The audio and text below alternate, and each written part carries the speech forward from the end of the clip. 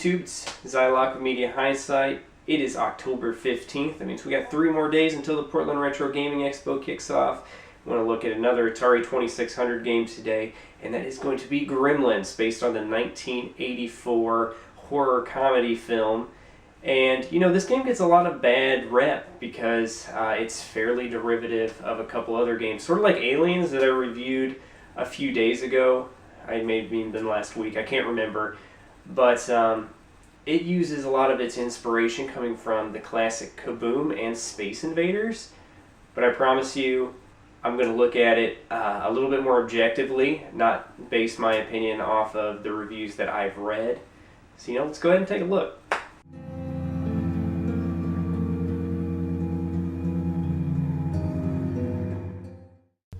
Each level in Gremlins is split between 2 game modes. The first section has you moving your character from left to right, catching falling mogwais before they can eat hamburgers.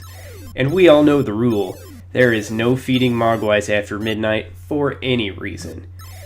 For each mogwai missed, a hamburger icon will change to a gremlin cocoon. You don't fail this level after losing all of your icons, but it does make the second stage more difficult.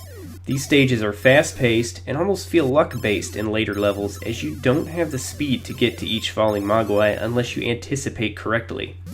I don't feel that the controls are that bad, but more the difficulty becomes unfair. The second section of each level has you shooting and defending yourself against an assault of gremlins from the top of the screen as they are released from their cocoons.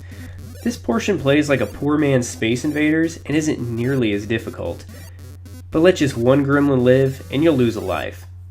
I mentioned earlier that depending upon how you do in the first section of the level, that it would make things more difficult here.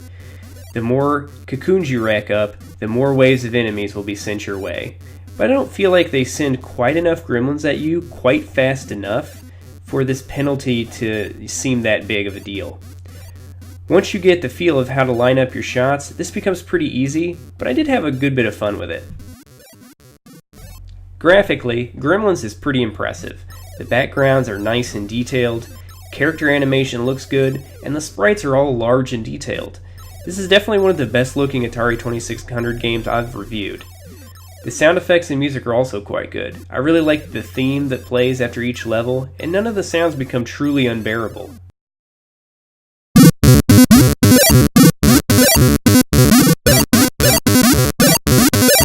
And there you guys have it. That's Gremlins for the Atari 2600.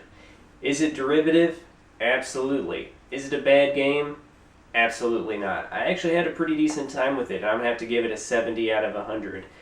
It's got good graphics, good sound. The gameplay is not bad. It's actually fun.